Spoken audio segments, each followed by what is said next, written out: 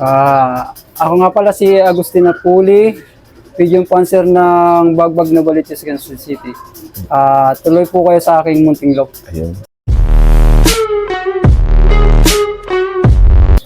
So bali sir, kailan po kayo nag-start kumarera ng ibon? Nung time na pandemic, So lately lang sir. kasi yung time na yun, nahinip ako kasi dati kasi nagsasabong ako nagmamanok. Sabong. Kumbaga meron na rin po kayo sa mga hayop po talaga. Manok. Na-stop yun. Opo. Tapos nung wala akong mapaglibangan, nod ng YouTube, Opo. doon ko nakita na may karera pala ng kalapate. Ayun. Dati kasi nag-aalaga rin ako nung bata pa ako. Ano lang namin yung katuwa lang namin, mga street fight lang. Di ko alam Yung proper race po talaga. yung proper race talaga na sa club talaga. Kumbaga yung mga larong bata po talaga. Yun lang ang alam ko nung dati. Ayun. Nung time ng pandemic, nanood ng YouTube, doon ko nakita na may race talaga ang kalapate pala. Ayun, opo. So bali, sir, ano po yung mga pinagsimulan nyo pong linyada dito sa inyo, Love? Nung nanonood ako sa YouTube, nalaman ko dun na kailangan kung gusto mong magkaroon ng magandang ibon talaga, kukuha ka sa isa kilalang pansier na nananalo talaga. Opo. Kaya time na yon nakita ko sa YouTube mga si Sir Nelson Chua. Nelson Chua. Kumbaga babaero lines na po talaga yung pinag-umpisa niya, sir. Doon ako nag-umpisa talaga. Kumuha ako sa kanya ng mga 3 ibon yata yun. So nagsimula talaga sa tama, no, sir? Doon ko nga napatunayan na talagang kailangan talaga sa tamang pansier. Kasi yung nakuha ko sa kanya, may inanak na nag-champion din na. Champion agad. So as a newbie, sir, gaano kahirap po yung yung step by step na pag-aalaga nyo nung nag-umpisa kayo? Ano po yung mga naging experiences nyo? Sa akin naman kasi tulad niyan sa pag-race ng kalapate, wala akong mentor Kumbaga sariling sikap ko lang talaga. Nood sa YouTube, doon ako kumukuha ng mga idea. Sa mga sakit naman, ganun din. Doon din ako kumukuha ng mga idea. Kumbaga na-absorb nyo lang po yung pinagsama-sama nyo lang. Sa YouTube. Tapos tinatry ko, tapos tinitingnan kung effective ba o hindi. Then, doon ako nagtuloy-tuloy na kung paano i-manage yung pagkakalapate. Yun. So, napakagaling nung simula. Kumbaga, sariling sikap. Hanggang ngayon, wala akong mentor na try and error pa rin ako ngayon. Trial and error pa rin po. Kaya sinusubukan ko pa rin yung ibang pamamaraan kung saan talaga hanggang makuha ko yung tamang timpla. Kasi ngayon, sa nakikita ko, okay ang ibon ko, kaya lang pagdating ng last lap, doon bumibitaw. Oo. Kaya, minsan nakakapang-inayan kasi inano mo na lang, parang ginastusan mo siya ng maganda para maging maayos ang niya. Opo, kasi hindi nawawala po. Nawawala lang po. So, pero ayos pa rin kasi nagbibigay achievements pa rin sa inyo. Kahit pa paano taon sir, may magandang nakakakuha naman tayo Ayun, so eto nga pala yung mga trophy ni Sir Agustino. Kung makikita nyo guys. As a newbie fancier, napakahirap nitong ang hirap nitong ma-achieve, sir. So talagang nasimulan ng tama yung sir. Yung pag-ano nyo. Kasi sa naman, tulad sa sinabi ko nina, yung sa pagmamanok, doon naman nakakuha naman parang may knowledge naman ako sa pag-conditioning ng parang in-apply ko rin sa kalapati kahit pa paano. Pagbibigay ng mga vitamins, kung anong mga pangangailangan nila. Doon parang kinuha ko rin doon sa pagmamanok ko. Ayun. So bali na-absorb nyo rin po yung galing sa po talaga pagmamanok. Ayun, napakahusay. So bali idol, pwede nyo po ba kami i-loft tour sa inyong loft? Sige po. Ito ngayon yung yung pang-south ko ngayon. Halo-halo na po to. May mga pang-summer na rin to. Ayun. Next year.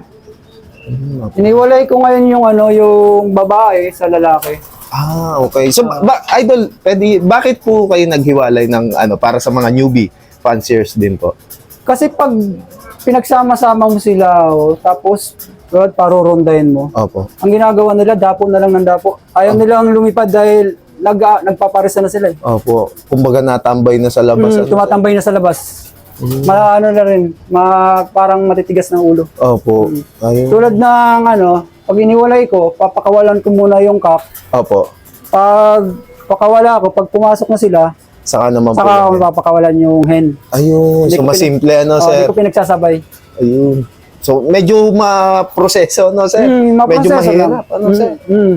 Talagang maano lang, Tsagaan matrabaho lang. talaga, ano, sir? Oo. Ayun. So, ayun yung tips ni Sir Ito Agustin. naman yung ito naman yung mga kak. Pack naman po ito. Halo-halo na rin yan, may mga pang-summer na rin yan. Kumbaga yung 3 season po, nandito na lahat. South tsaka summer. Ayun. So, paano yun, Idol? Halimbawa, may dumating na ibon. Di ba minsan kadalasan may sakit na dala? Paano po yung ginagawa niyong sistema pagka may ganun pong sitwasyon? Kailangan obserbahan mo agad eh. Di ba pag dumating ang ibon, Opo. maghapon yan hanggang kinabukasan obserbahan mo. Kasi makikita mo naman kung may nararamdaman yung ibon. Opo. Kung may sakit siya na kailangan Tsaka Observation. ako kasi ngayon nagbabakuna na ako. Ayun, number Babaksin 1 ako po ng talaga, ibon. no, sir? Oh. Kahit, Para less hawaan talaga, no, sir? kahit mahal, basta matibay naman sa sakit. Matibay sa sakit. Ano, yun. Magkasakit man sila, Minimal lang, no? Minimal Madaling sa gamot. Bale, yan, yung mga stocks ni sir. Ang daming panlaro ni sir, oh.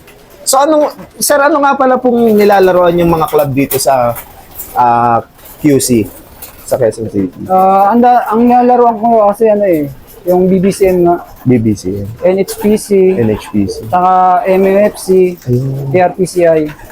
Bale, Kaya, 4 na club, malalaking club, ano, sir? Kaya nga lang ngayong season na to, dalawa lang muna linaruan ko kasi sabi ko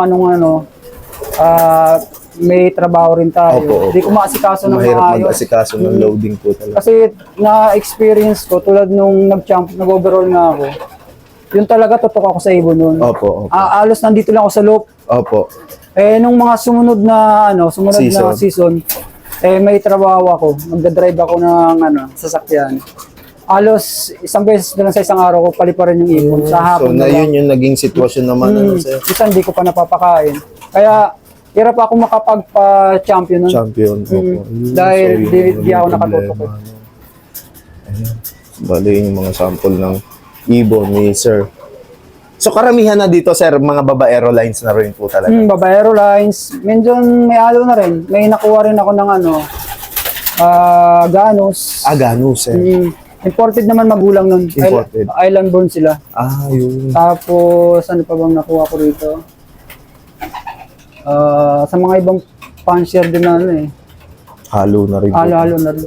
Ayun. Pero ang umunod sa akin talaga yung Alphonse ni Sir Nelson. Sir Nelson Chua. Ganda talaga lahi nun.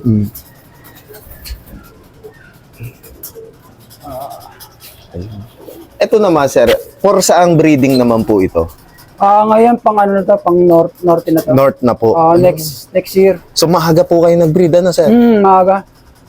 Doon din kasi nakakuha rin ako ng tips dun na kailangan maging maaga ka mag-breed. Mag-breed, okay. Para pagdating ng race, yung pang race mo, magulang na. Opo.